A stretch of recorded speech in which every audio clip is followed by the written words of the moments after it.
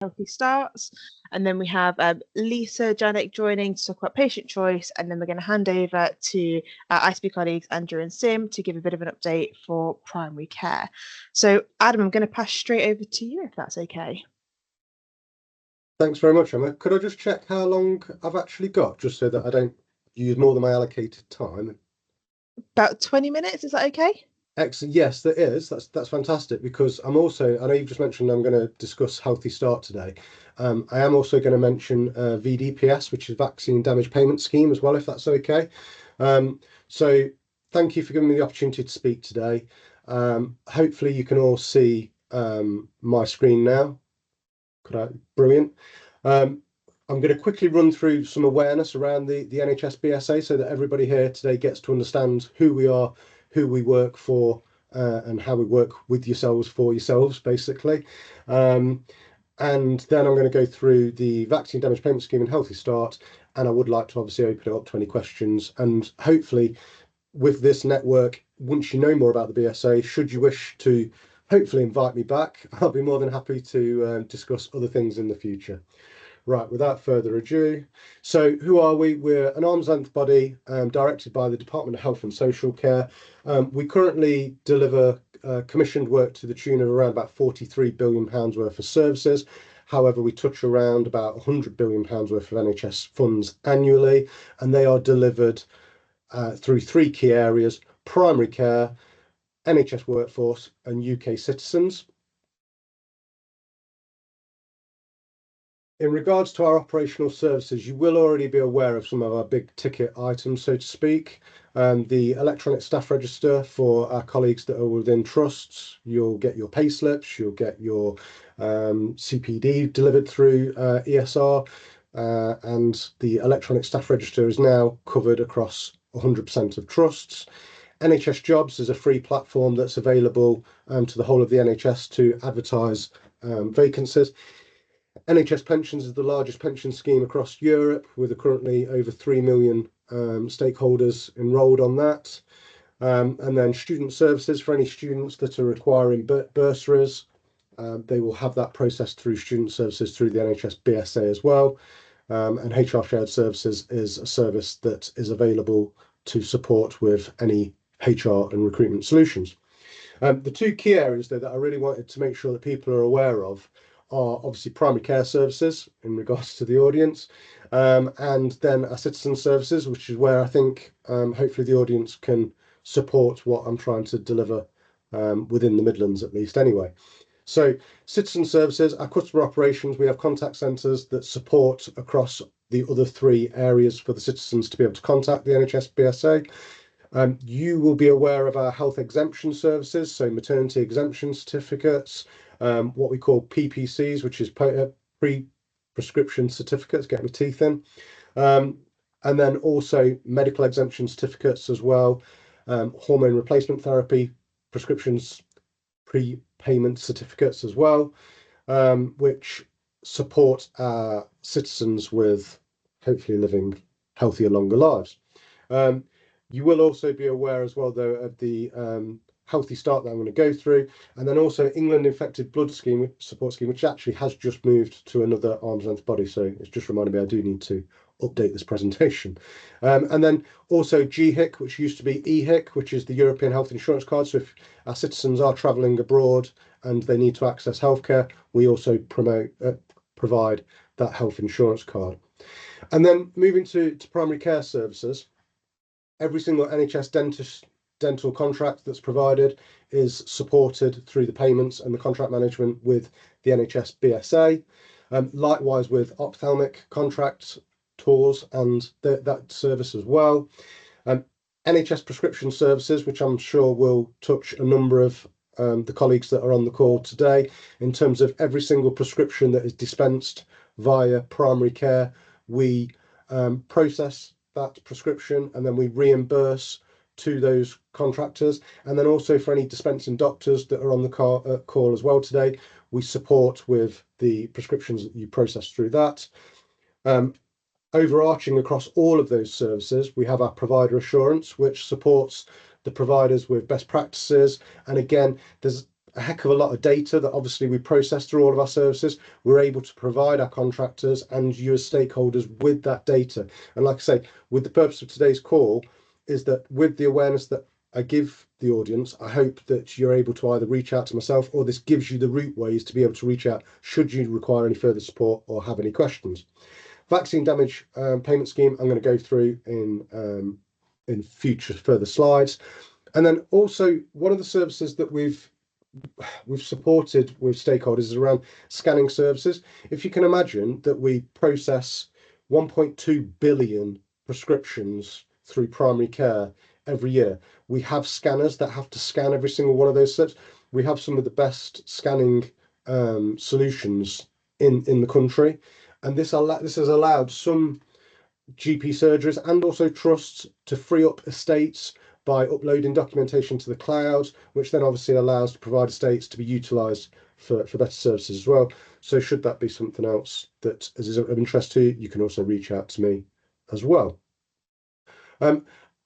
I've already touched on a couple of these, and I will provide the deck, whether it is to Emma or to the wider network as well, so you've got this. But again, it's just to say 1.2 billion prescriptions processed, 100% of dental claims that are submitted now electronically, 18 million documents and 200 million prescriptions that are scanned there. Over 10 billion has been processed in payments. It's just the big ticket items really. So that's there for you. And likewise, I've done the same across workforce services. And I will have also done it across citizen services as well.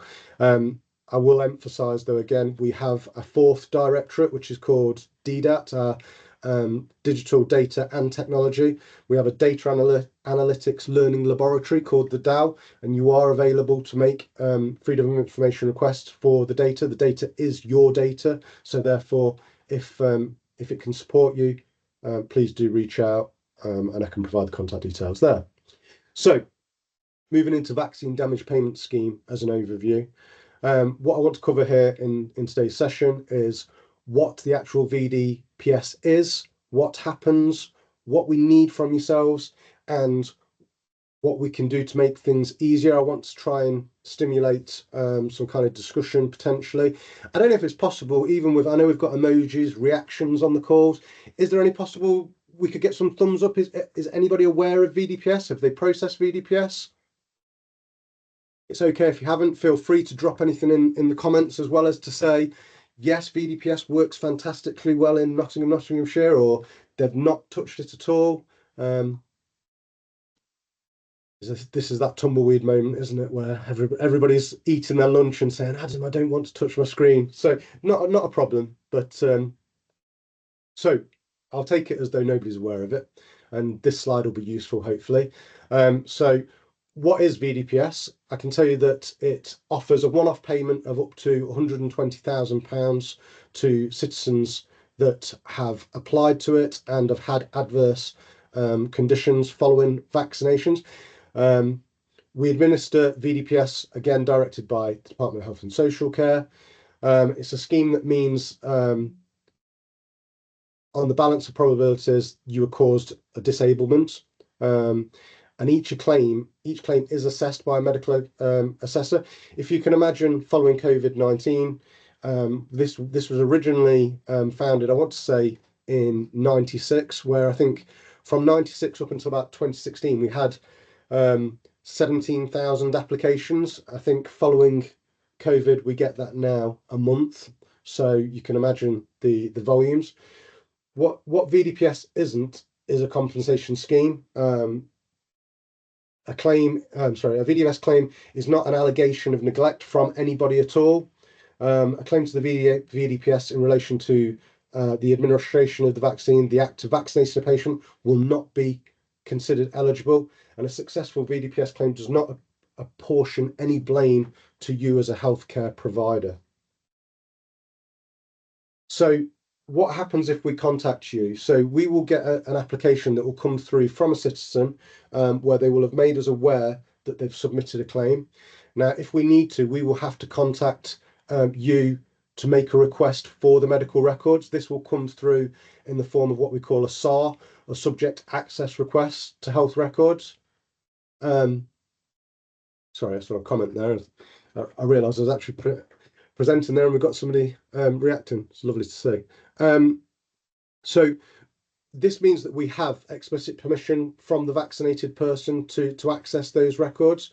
When we make that SAR, we will actually be making you aware of how many years worth of records we need to ask for, and we will accept medical records through platforms such as egress, Medidata, email, or post.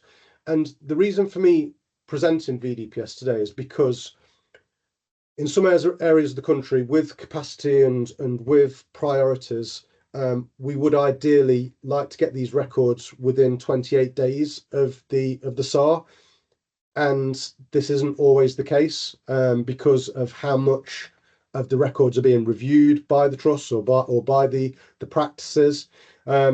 And so, as a useful fact at the bottom there is I don't know if you're aware that there is no legal requirement to have a handwritten signature on this, which is sometimes the request to go into, say, a practice manager or go into areas within your system, and it's creating blockages. And obviously this creates stress for the citizens that have made an application to this service. And so I have already touched on the fact that, like I say, there is a legal obligation in returns to a subject access request, and DH have actually now enforced us to make sure that we deliver this with a SAR. So previously, when we first started sending out applications, it would be, please, dear colleague, could we have these records? And then there would be another friendly reminder, and then you would get a SAR. Now we are actually providing a SAR at the outset. We cannot progress the claim to a medical assessor without the records from yourselves. So it holds up the whole process. And like I say, we do appreciate requests can place an administrative burden to you. But again, we're unable to communicate with the citizen that has made the application without the records from yourself. So this was where I was kind of hoping for discussion points or questions that can be added at the end, but I have listed some of the points that I think might be a problem. So are we necessarily directing the SARS to the right stakeholders within your organizations to get this there? It could be a case, again, like I said, there could be colleagues on the call that actually say I've had no interaction with this at all, so it might be very difficult for them to comment on it. But is it a case that we could speed up things with even the length of time? Is there any kind of barriers or obstacles that you're experiencing whilst interacting with the BSA? Because we'd love to hear what kind of issues there are. And so, yeah, I guess I'll leave that for any questions at the end of it. On this slide here, we have got all of the website points where you can get further information about it. You can also reach out to us in terms of via telephone or via email. And obviously there's the availability there. So that's VDPS covered off. I think I've probably got 5 minutes left, so I'll rattle through Healthy Start again. It would have been great to understand if people have got an awareness of Healthy Start vouchers, but Healthy Start vouchers support citizens in terms of parents that have got children under the age of 4 or of 10 weeks pregnant, in terms of having a Healthy Start card where they can go to a supermarket and they can receive fresh fruits, vegetables, milk vouchers, nappies, things that obviously children and parents require that they might not be able to provide if they've got a crisis of cost of living. There's a website here for any of our citizens to be able to access to check eligibility.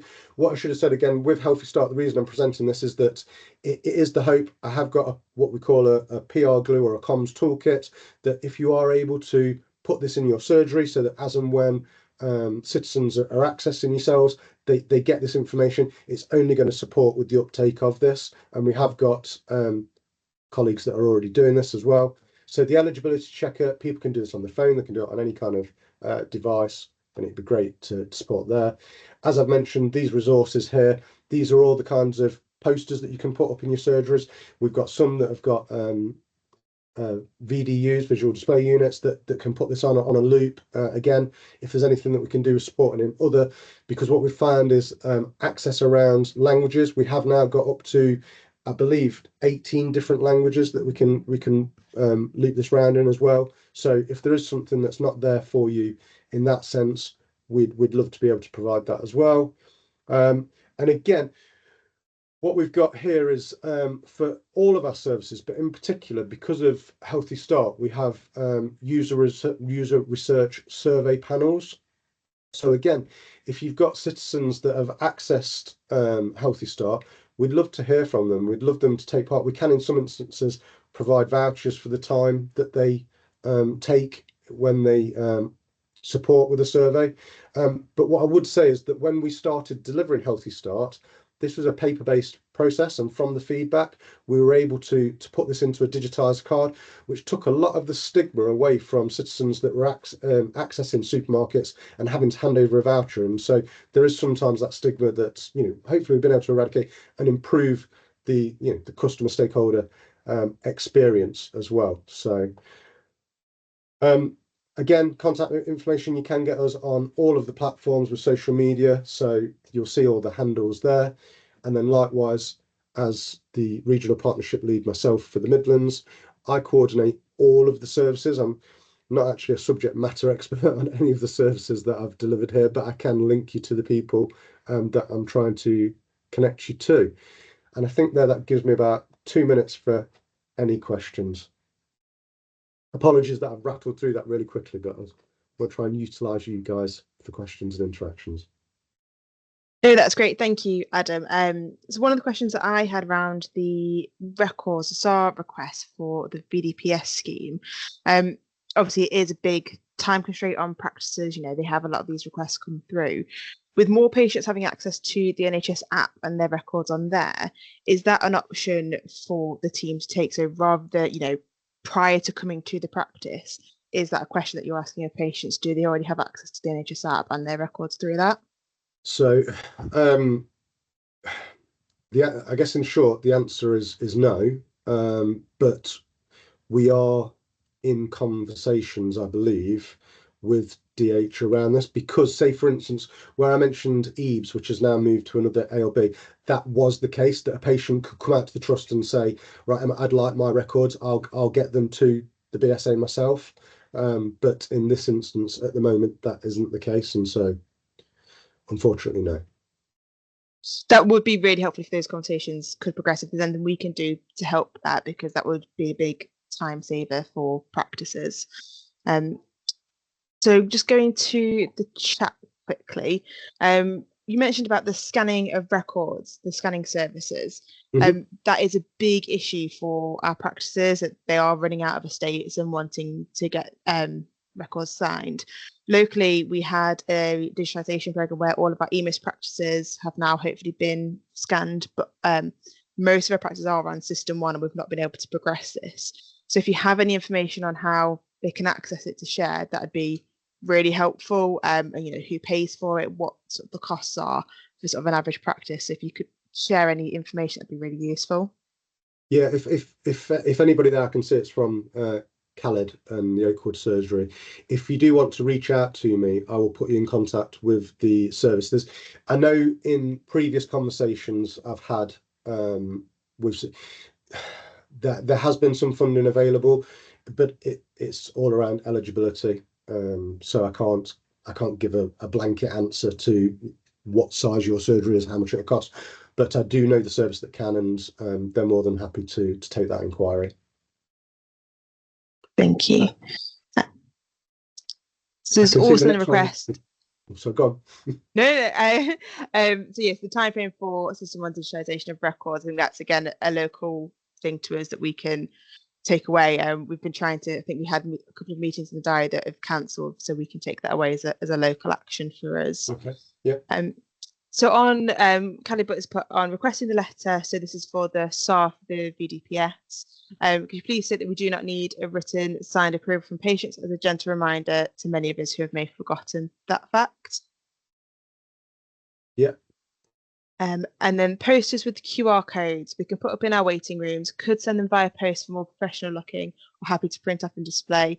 Can you send PDF versions to us as the LMC so we can print off easily rather than all finding the link and relevant posters? Yes. I mean, I guess if is that regarding the Healthy Start one. So what I can do is the link is there, but I can break it down.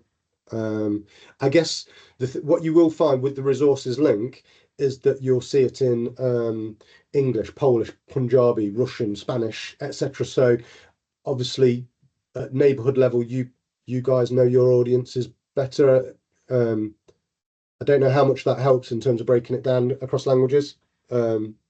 Whereas, I suppose, sorry, it was me that put it on. The link flashed up and I've taken a photograph of it, but I wasn't able to click on the link. So is the link going to be sent via the LMC? Do you know what I mean?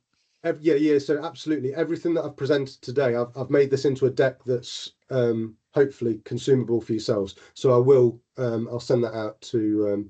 I don't know if it was Emma or Sim that sorted it, but yes, I'll make sure that I'll do it straight after the call. Brilliant, thank you. Any other questions for Adam whilst he's here? So I can see. So, it's not a question. It's just I think our update won't last very long at the end because we're mainly covering the national stuff, which we don't have a lot of detail on. So if anybody's got any questions about the wider work that Adam does, I think we've probably got a few minutes. I was going to say, I did see that I think Karen's put a question in around the 5,000 Lloyd George records as well. We have supported nationally across with a number of different practices and trusts. So I think we do some down in the south of England, but it's also, if every single trust came to us, we wouldn't have capacity. And so I just have to be realistic to say with you, would demand every conversation would be in and take it as it comes conversation to see what we can do and what your time constraints are and volumes, etc. But as Andrew says there, in regards to the wider services, if there was, we've been doing some presentations around prescription services at the moment, and so EPS tokens and what we call real-time exemption check-in, or RTEC, that we've seen with our partners as well. We've got community pharmacy lead networks that we've been doing some support with there. But as I say, I am hopeful that you might invite me back in, say, 6 months' time or whenever it be that we've got. I've brought these two topics because they're projects that I'm trying to deliver with the BSA at the moment. So. Yeah, and of course, more than welcome to come back at any point. No, it's useful, as a bit of a reminder or new information for some practices. So thank you for coming along and sharing that. Okay, doesn't look like there's. Oh, Khalid. You're muted, Khalid. Hi, it's Khalid Buck GP. This is a bit of a cheeky question, but I don't know, tongue in cheek, but take it in the spirit sent. Do you have any sort of truck with secondary care? Because really, they need to get their act together about EPS, and it's long overdue. So yes, we do. We are in contact with secondary care, but historically we've always worked with primary care. I've been on a call earlier on this morning about we're now moving into adult social care more as well, and so they're emerging engagement pieces really. But yes, you're right, and even with EPS, we've got what we call EPS tokens that are still being sent in when they don't need to be on RTEC, etc. So we are working with those partners. But we do, like I say, when 1.2 billion prescriptions a year that's just for primary care. That's a heck of a lot of. When you see them all coming across on the pallets in terms of them, it's a lot. 1.1 million a month. And what I would say is, well, we've also got another piece of work around what we call UIPs, unidentified prescribers, because where we have, say, locum doctors or different, say, prescribing nurses that move into practices, they might use other people's logins or different. There's been training issues there. I don't think in Nottinghamshire, there's a massive volume, if I'm honest, across the whole country, but But yes, if there are contacts of people that are dealing with unidentified prescribers and practices, it would be great to work together with those on that as well.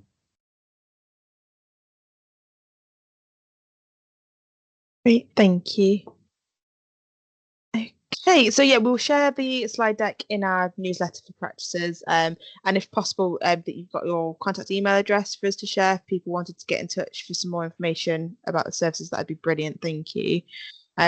Otherwise, thank you very much for coming along today and sharing that information. I'd say you're more than welcome to come back. I'm sure we'll see you in a couple of months with either information on other issues, or if you've got any updates for us, that'd be brilliant. Thank you.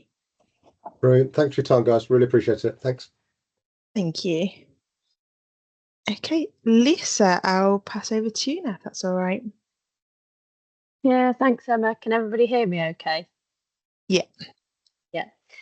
Yeah, hi for many of you on the call who won't have a clue who I am. My name's Lisa Janik, and I'm Head of Elective Care at Nottingham and Nottinghamshire ICB. And I've just put together a couple of slides just to give you a bit of an update around patient choice. The majority of my slides are more for information and having a look at later. They include some links, so I won't go into detail on a number of those areas, but you'll have the opportunity to go and follow the links and get more information if you so want around the national policies, etc. But of course, I've left plenty of time at the end to the questions, and if I don't know the answer today, I'll bring back an update session or send some updates through back to Andrew and Emma. So I'll just try and share my screen, and of course, Emma, I can ping these over to you after, and so they can be circulated.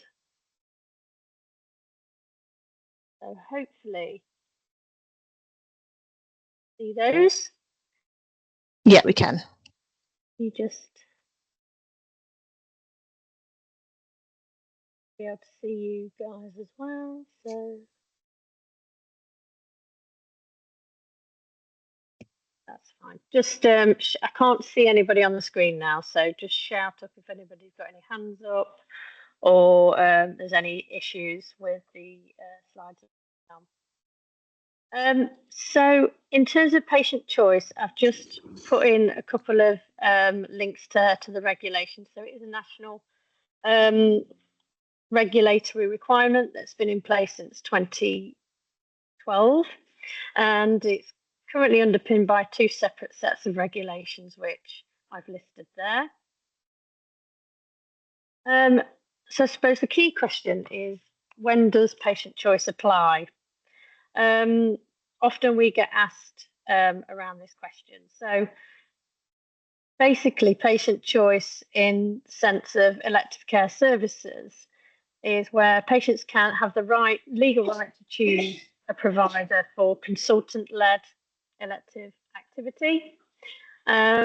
Patients also, being referred by yourselves as GPs, optometrists or dentists into secondary care settings. That can also be independent sector providers, and I'll come on to that. Of course, where the referral is clinically appropriate, and also, as I said, it's led by a consultant or mental health care professional. And of course, the provider must have a NHS commissioning contract with any ICB. So it doesn't have to necessarily have a contract with us in Nottingham and Nottinghamshire, but as long as they've got an NHS contract elsewhere, they may have a location in Nottingham services to our patients. So as I said, it's part of all our responsibility to deliver patient choice, and it's been a regulatory requirement since 2012. So patients do have a legal right to choose provider. And as part of the National Patient Choice Programme, where possible, so where they exist, we should be aiming to offer a minimum of 5 choices to patients. As I've said, this can include some of our independent sector providers who have NHS contracts and offer NHS appointments for our patients. So within your practice, the ERS system is a key enabler for you to choose. and to have access to the providers for the specific services that you're referring into to see what's available on there. So generally, if providers are listed on ERS, they will have an NHS contract and patients can choose to have their treatment there. So on the next slide, I've just given an example which shows the providers offering lower GI services within a 35-mile radius of Ravenshead as an example. And you'll see that Ramsey Woodthorpe is included as one of the choices. So this is what it would look like on your ERS system. And you can see there's a number of choices on there, and it actually includes the park as well. So patients are within their rights to choose those places if they so wish. And not to labour on the point too much, but just to give you a bit of a flavour about what the latest national guidance tells us and asks us to support with around patient choice. There's a clear commitment to continuing to empower patients by giving them more choice and control about where they choose to have their care. And to enable this, they would like us to help with ensuring that patients and carers are more aware of what their options are. So we'll be working with yourselves and comms and our digital colleagues to have a look at what we've got available, where we can make patients more aware about what their choices are and what some of the materials that might be useful for you out there in practices as well.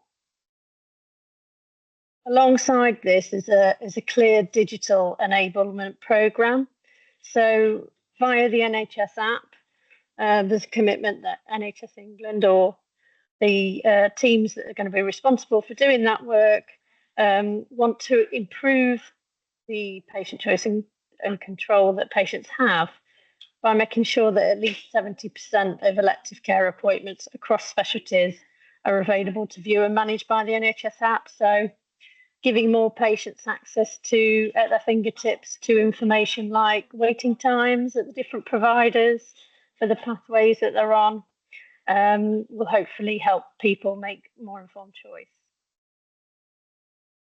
And then I've just put on a last slide just some links to some key bits of information that I thought might be useful for you, along with the latest guidance. And there is also a new national elective access policy. And currently we've got colleagues across our system developing a local system-wide access policy that will be shared out with you for comments, and that will align to the national elective access policy. And it will also be a way of us understanding how to access elective care across providers or across all of our system, including our IS partners. So that's the end of my slides I have today. I don't know whether anybody had got any burning questions, whether that made sense, whether it was useful. Happy to take questions, comments. Thank you, Lisa. So a couple of questions in the chat, but we'll go to Hannah Wright first, please. Hiya. So we have a lot of students, and they often come to Nottingham and say, oh, we've been booted off the waiting list to see whatever specialty near home based on the fact they've moved out of the area. So can we write back and insist that they keep them on the waiting list? Is that technically illegal, that they're saying we're not going to accept your, we're not going to see you because you're out of our postcode? So I suppose there are some exceptions. So as I said earlier, it's around where there are consultant-led elective care services. So things like audiology can often be excluded from patient choice because they are not consultant-led and are largely diagnostic in the first instance. However, what I would say, Hannah, is that doesn't sound quite right. And I think it's probably worth us having maybe a conversation offline to work through specific examples if that's happening quite a lot. It's only occurred to me recently because it's been going on for years, and they sort of go to the back of the queue in Nottingham, and it's only, you know, we've heard mainly about patient choice through all the ADHD referrals, but apart from that, Right. And then I sort of flipped it around and thought, oh, does that mean that what they're doing in terms of booting people off the list because they move out of the area is technically against patient choice, isn't it? It is. Like I say, there will be certain services set up locally that do have very specific criteria that maybe we have some legacy things, for example, with our Bassetlaw patients, whereby Sheffield will only treat a certain cohort of patients because that's what they were commissioned to do. But broadly, if we're looking at elective care services, patients have the right to be seen wherever they wish. I mean, in theory, some of our patients could go down to London if they really, really wanted to. Well, they would, because they're students, and that's convenient for them to go in the holidays or at home or whatever. And half the time they're in the middle of treatment and they just say, we can't see you anymore. Your GP's got to refer, you know, to the local Crohn's specialist or whatever. And they leave them without medications and everything. Yeah, that really doesn't sound right. I think it might be worth us having a conversation offline about that, Hannah. Yeah, lovely, thank you. Drop in the chat your email and then we can have a chat offline. Yeah, brilliant, thank you. Lisa, I would always challenge, to be honest, and this is, you mentioned the Bassetlaw example, but we often get refusals from Children's Hospital at Sheffield saying, actually, this is only within the ICB, and it's just their misunderstanding. So when we've ever challenged it, it's actually been backed up by South Yorkshire ICB in making sure that those patients are seen. So I'd never assume that the acute trust's definitely right to kick people off like that. No, definitely not. And we can always help, obviously, with liaising with other ICBs as well, if that's helpful. Thank you, Lisa. Thank you for picking that one up. So just going to the chat. So Kelly has put, if a provider is outside our area, can we insist they follow local prescribing guidelines, e.g. in prescribing, follow our NOTS APC prescribing?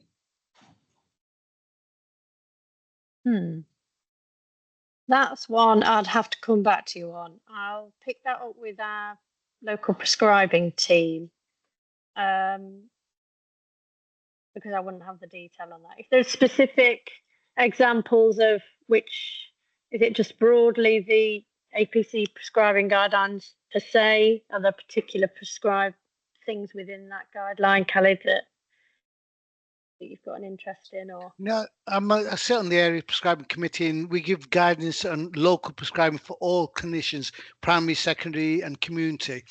And it's not uncommon to get a letter from a provider externally saying, oh, you've muted yourself.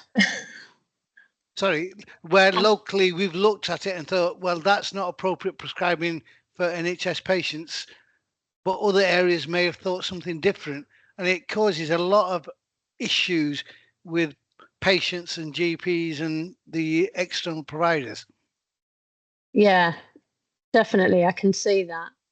Let me pick that up with our prescribing team in the ICB, and I'll come back to Emma or directly to yourself, Khalid. Thank you. Around that. Thank you. Thank you. And then a comment from Tricia Gibbons at Tudor House. They're very close to Woodthorpe Hospital, so use them frequently. They regularly find examples of poor follow-up, discharge with insufficient meds, and impossible to get through on the phone. They always used to have a GP liaison officer that could get hold of, but no one seems available anymore. Okay, is this Woodthorpe, did you say? Yeah. So we do have, in the ICB, there will be regular contract review meetings with providers. So if there are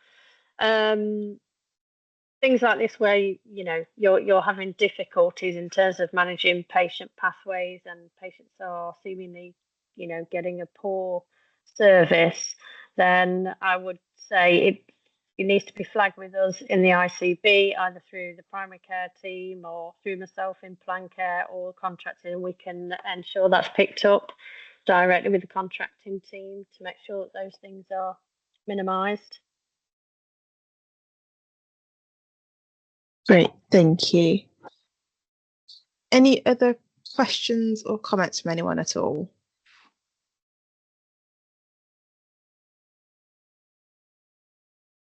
No? Okay. Thank you for coming along, Lisa, and for sharing that. No problem. If you are happy to share those slides, we can again put that in our newsletter so people have got access to that. That'd be great. Yes, I will do. And I suppose just to finally say, like I mentioned as part of the presentation, we will be working closely with our comms team around supporting that empowering patients and improving the information that patients have around informing referrals and everything. So we will come back, talk to you about that, make sure things are updated on TeamNet. So happy to come back again and give an update on that at a future meeting, or send things out via digital means, whatever people prefer.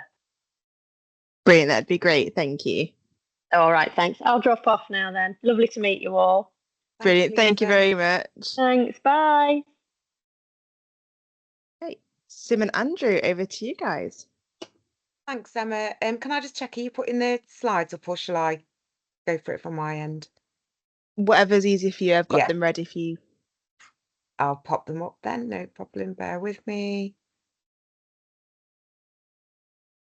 Right, so thanks for having us here today again. You've got myself, Sim Sell, Deputy Director for Primary Care Transformation, and Andrew, our Head of Primary Care and Primary Care Transformation team, for those who may not have met us already.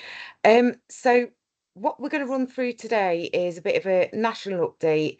None of this is going to be a surprise to any one of you. This has come down to practices and the nation through national comms, and you'll have heard lots of stuff on the media as well.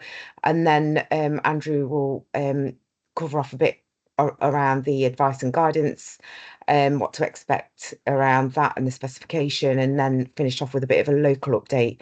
So the reason why we've put the national update on the screen here for you is more for completeness on our part, and to give colleagues an opportunity to kind of share their reflections maybe, and perhaps ask any questions that we can then mull over and feed upwards as appropriate. And anything we can answer today, we will. Anything we can't, we will absolutely follow up with and share updates accordingly. So first off, as you know, NHS England staffing are going to be reduced by half and incorporated into the Department of Health and Social Care. On top of that, the ICBs have been asked to reduce their management costs by 50% by the end of this calendar year. Those cuts, the 50% management costs, is actually on top of the management cost reductions that have already been put in place by the ICB through vacancy controls, etc., that's been happening over the past couple of years. So it's really, really significant, and it will clearly have considerable impact on the ICB's ability to discharge all of its functions. The issue that we've got at the minute is that there's no further detail other than what I've just described here, no detail around future structure and priorities. However, we are fairly confident that integrated neighbourhood team working at kind of that place level, the frailty agenda, community transformation programmes that's being talked about at place, are likely to remain priorities alongside discharging statutory functions and strategic commissioning. In line with strategic commissioning, there are conversations taking place around the potential setup of a GP provider collaborative. So that's something that Dr. Stephen Shaw and myself are leading on currently, and we are linking in with our 3 local federations, LMC and other stakeholders accordingly. We've got a meeting tomorrow to further look at the scoping work of that. As and when we have further detail, we will absolutely be sharing it through our relevant forums and engagement routes. And then next slide. Again, this will be no new news to you, but 969 million new investment uplift to the contract, which comprises of the 889 million additional core contract funding and 80 million for use of electronic referral service advice and guidance between GPs and secondary care consultants. This investment is on top of the 433 million added to the contract during autumn last year. There's also the enhancement of Rs, so with GPs and practice nurses added into the main scheme, the minimum GP salary has been increased. No caps on the number of GPs, but there will need to be new to practice.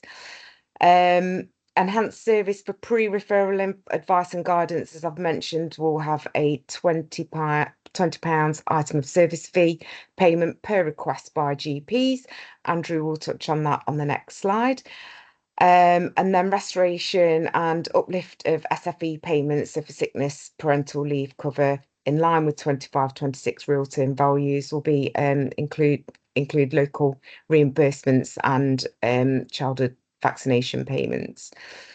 And then finally, changes to requirements for patient online e-consultation access to general practice from October 2025 will be in place, open for all opening hours. So they're just a whistle-stop tour of all the national contractual and other updates. As I say, it was more for completeness and to see if there are any thoughts or reflections that colleagues wanted to share with us so we can feed it back up. But I'm going to hand over to Andrew first, and then we will open up to any questions and thoughts. Andrew. Thanks, Tim. Just to mention on the R scheme for GPs, although when you take them onto the R scheme, they've got to be new to practice or their first substantial role. It doesn't mean that if they can continue, basically. So people can then stay as R's GPs, even if they've then been in practice for several years, as long as they've been in the same PCN. I thought that was worth noting. The advice and guidance, I'm anticipating this is something that people will be really interested in over the next few weeks. And again, apologies that we haven't received the national DES on this yet. Emma, if the LMC get any hints or anything, we'd be really grateful if you'd pass them on. But we were expecting it by now, to be honest. So I'm certainly expecting it in the next week or so. But any questions, please put them through to us. So this is basically off the national call and comms that have already been out. The total funding's up to £80 million. That works out about, say, £1.35, something like that, a head across England. The fee is £20 a case, not £20 an advice. So if the same patient bounces between the acute trust and the GP, it's still only £20 for that whole interaction. It'll be distributed to ICBs on local activity. It's cap spend. There's not been any real detail apart from on the national call about what happens if demand exceeds the funding limit. What NHS England said on that is it's within the discretionary rights of the ICBs to top it up if they want to. But we've not had any more detail on that at present. And obviously the ICB will be free to do that anyway. We're still waiting for the enhanced service on the eligibility criteria. The distribution of funds, it's coming down on an activity basis. So our guess is that actually it will probably be then distributed as a budget, as it were, to the practice based on activity. But we've not been given any further detail. What we do know is that there'll not be any incentive to the ICB to hold on to this. It won't be able to go into the bottom line. It won't be able to be taken away. But we could do with a bit more detail about, for example, if a practice or PCN doesn't use its funding allocation, doesn't use its allocation for this, can we transfer it? If you remember on the R schemes, where we had practices who overspent on the Rs in the initial couple of years, we could transfer funding from practices or PCNs who weren't using their allocation, and we certainly wouldn't want to underspend on this. I think it's in all of our interest to use all the funding that is going to come down for us. So that's pretty much, I'm afraid, all we know at the moment. But as I say, we're really keen to get people's questions so that we can either raise them up to NHS England, or as soon as the spec comes out, get a bit of a briefing out there. And you can either email myself or Sim or Stuart, any of us, and we'll pick those up. The local update. There's been an offer from our team of informal practice meetings, no pressure, but we do feel that there's not quite as much connectivity between the ICB and practices as there was in the old CCG days. So we want to sort of get a bit of a one-to-one relationship between our team and the practices. So far, actually, this is out of date. We've got about 30 practices now that have come back and said they want those informal meetings, but the offer's there. It'll stay in there. It doesn't matter if you don't want to take it up, that's fine. Or if you take it up and then think that was boring, you can just be a one-off chat. But it is just an informal meeting. We won't be coming in with any particular structured agenda. Although if there are things you want to know about, if there's information held on the SAIU or whatever, then please tell us and we'll look up that information ahead of the meetings. I have mentioned this before, but IMS and vax and flu training, we've managed to get some funding from that for that this year. PCDC have put all the dates on. Some of them coincide with PLTs, which was a lucky coincidence. Some we couldn't get the trainers on PLT days. So have a look. Feel free to book on. I understand quite a few people will probably still want to do the eHealth free training that's available on the internet. That's fine. And if we don't use the funding this year, PCDC have got the ability to be able to carry it. So I had a chat with them on Friday. We think we'll probably have enough to cover the flu and IMS and vax training again next year. So that's good. If not all of it, the majority of it. You'll have seen there's an email come out from the IT team that the proposed texting changes are on hold for 6 months to work through solutions along with the LMC. So good news, I think that. The LES ESDS update is still going through the governance at the ICB at the moment.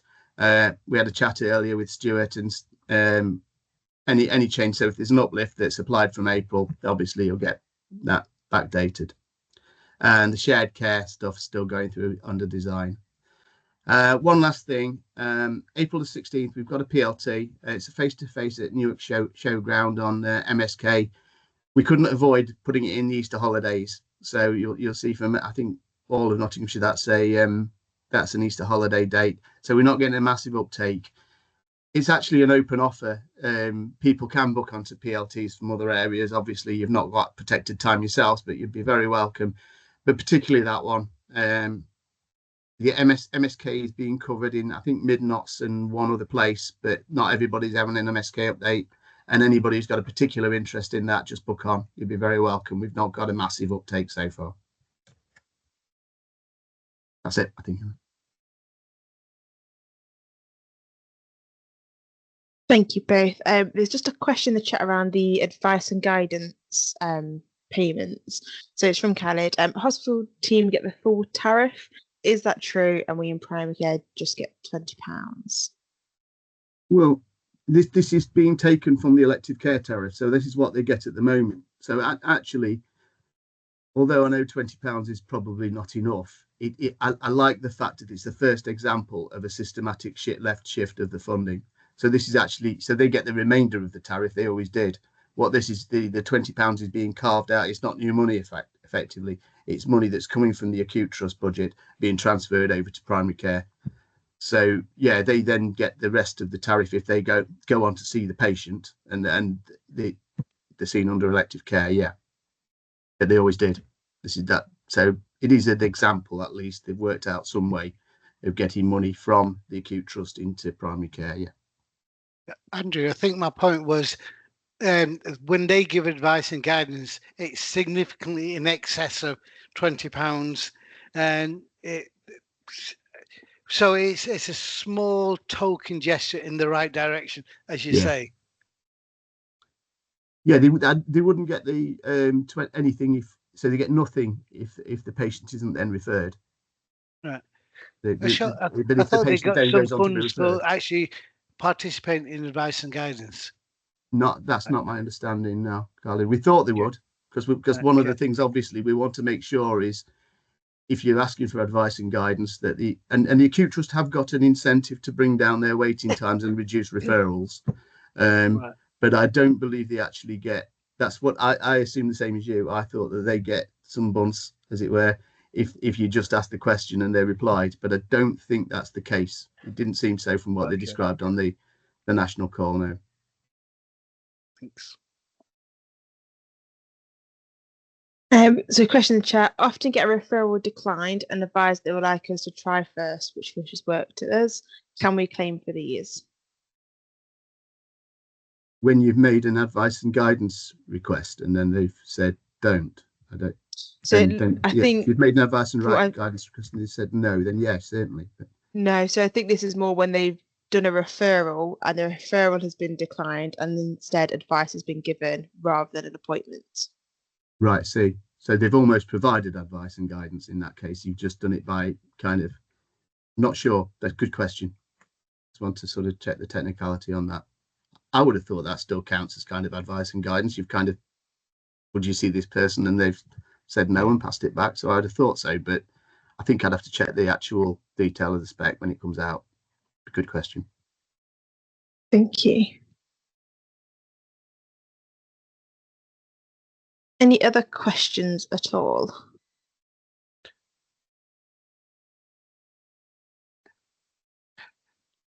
Just one I just thought of, Andrew. You know, if, like, say, a practice on maths decides to go to the new PLT, would the out of hours NEM still cover us? They wouldn't if you're not there. The NEMS contract is only for that area, so they'd only really be covering that area, Khalid. It's kind of just, I'm anticipating, no, it would be just the odd person who's got a particular interest in MSK or wants a buffet.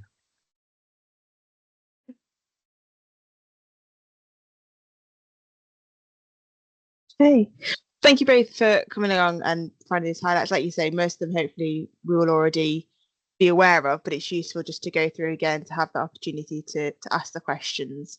So thank you for coming along today. And I suppose if anybody has got any questions that maybe didn't want to raise today, they could just get in touch with yourselves if they've got any. Absolutely. Yeah. Brilliant. Thank you. Okay, so we'll look at next week. We are joined, I think it's by Capstix. Yeah, so Capstix coming along to give an employment update next Monday. So if you have any questions on any employment changes, the new employment laws coming through, and you don't want to ask at the date, you want to ask in advance, please let us know. We can pass those on. But otherwise, thank you everyone for coming along today. And thank you both Sim and Andrew for organising the speakers. It's greatly appreciated. And we will see everybody next Monday. Thanks all. Bye.